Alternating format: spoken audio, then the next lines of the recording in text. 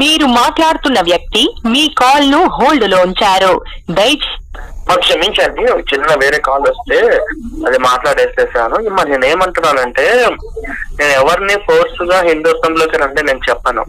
ఎవరైతే స్వర్గానికి వెళ్ళాలి, ఎవరైతే మంచిగా బతకాలని అనుకుంటున్నారో అది బైబుల్ కరెక్ట్ కాదు, యేసు ప్రభు దేవుడు కాదంటే మీకు ఇష్టం ఉంటారండి, మీకు ఇష్టం లేకపోతే రావద్దని చెప్పేసి నేను అక్కడ ఉండి చెప్తాను అనమాట. వాళ్ళు ఇష్టం ఉంటే హిందుత్వంలోకి వస్తారు, లేకపోతే రారు.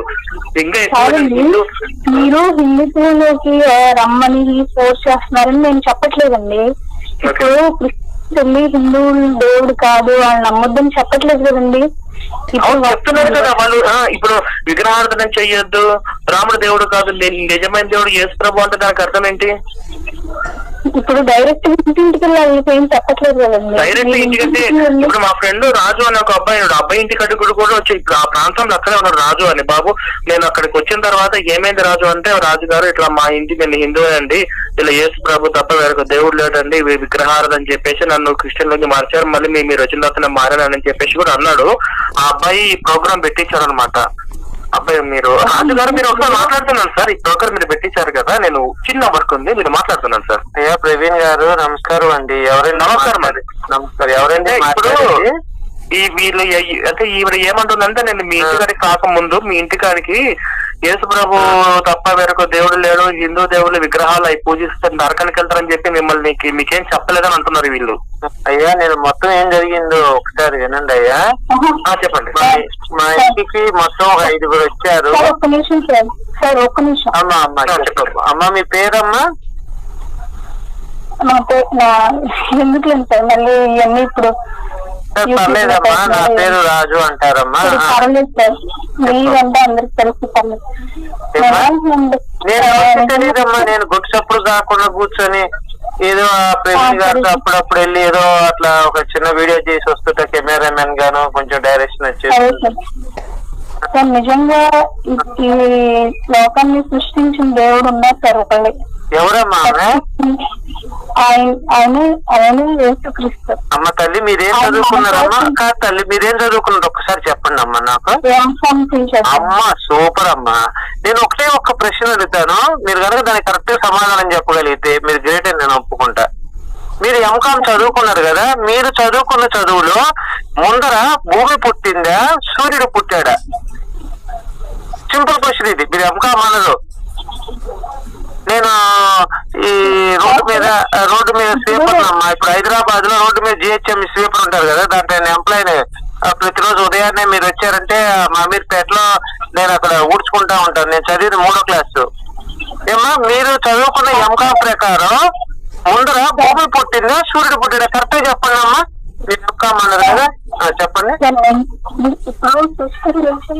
అమ్మ తల్లి నేను సైన్స్ ప్రకారం అడుగుతున్నాను తల్లి, నేను మిమ్మల్ని ఏం అడగల. మీరు ఎంకాం చదివారు, నేను 3వ తరగతి చదివా. ఓకే అమ్మా.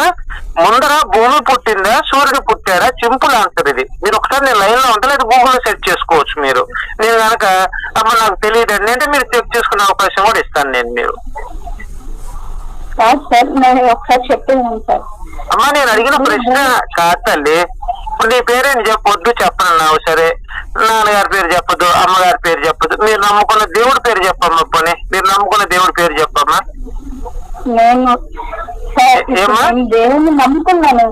అవును తల్లి, నేను నువ్వు నమ్మట్లేదని లేదమ్మా. నువ్వు నమ్ముకున్న దేవుడి పేరు యేసు ప్రభు, నేనే చెప్తున్నా. నేను అడిగిన క్వశ్చన్ మిమ్మల్ని ముందర సూర్యుడు పుట్టాడా భూమి పుట్టిందా సైన్స్ ప్రకారం అని అడిగా. ఇక అది చెప్పకపోతే ఎట్లా చెప్పు తల్లి, నేను ఇంకేమనాలి? చిన్న ప్రశ్న సమాధానం చెప్పలేకపోతే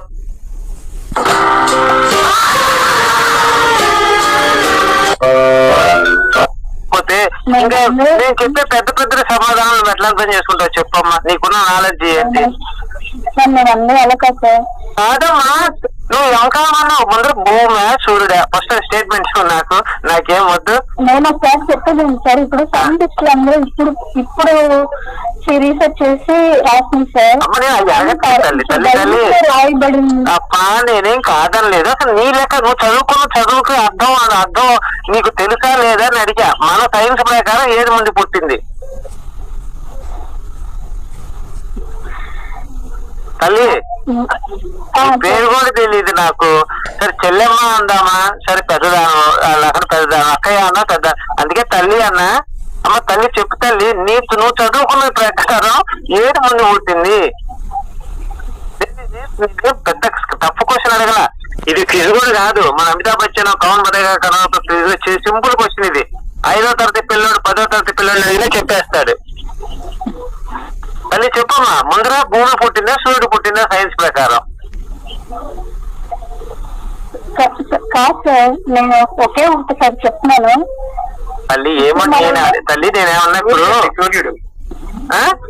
సూర్యుడు ముందు పుట్టాడు కాదు తల్లి. నీకు అమ్మ నువ్వు చెప్ప ఇబ్బంది పడకపోతే నేనే చెప్తాను తల్లి, నేనే ఓడిపోయాను నీ చేతిలో. ముందర సైన్స్ ప్రకారం నేను చదువుకున్న ప్రకారం సూర్యుడు ముందర పుట్టాడు, తర్వాత భూమి ఏర్పడిందని చెప్పి నేను చదువుకున్న బిగ్ బ్యాంగ్ థియరీ ప్రకారం. తప్పు రైట్ ప్రశ్న అమ్మ ఒక నిమిషం, నీకు తెలియనప్పుడు నన్ను చెప్పేది నిర్ణయం నువ్వు వినమ్మా తల్లి ప్లీజ్. ఇప్పుడు మన సైన్స్ ప్రకారం భూమి పుట్టింది, తర్వాత పుట్టింది అని చెప్పి విన్నాను. అయితే బైబిల్లో మొదటి వాక్యంలో దేవుడు భూమి ఆకాశాలను సృజించెను.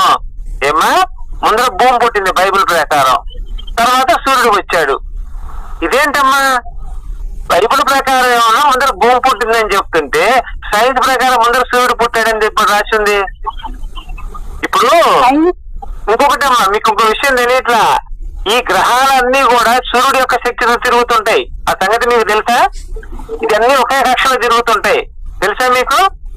బైబిల్లో దేవుడు భూమిని ఇదమ్మా బైబిల్లో ఏం రాశాడంటే కీర్తనలో భూమిని పునాది పైన స్థిరపరిచి కదలకుండా చేసిన రాశాడు.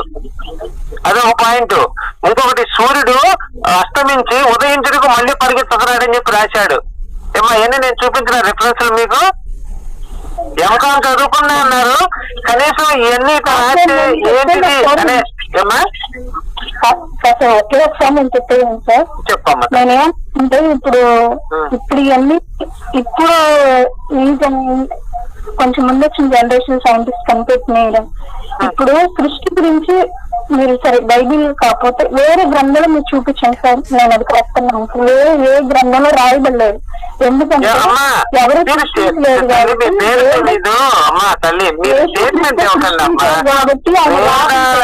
ఆల్రెడీ నవగ్రహాలు ఉన్నాయి, దానికి సంబంధించిన శ్లోకాలు మంత్రాలు కూడా ఉన్నాయి. ఆదిత్య సోమయ మంగళాయ బుధ గురు శుక్రు శని బీర రావుకేతే నమః మంత్రాలు కూడా ఉన్నాయి. నవగ్రహాలు ఉన్నట్టు ఈ రోజు మీరు అడిగారు ప్రశ్న, నన్ను సమాధానం చెప్పనిస్తారా?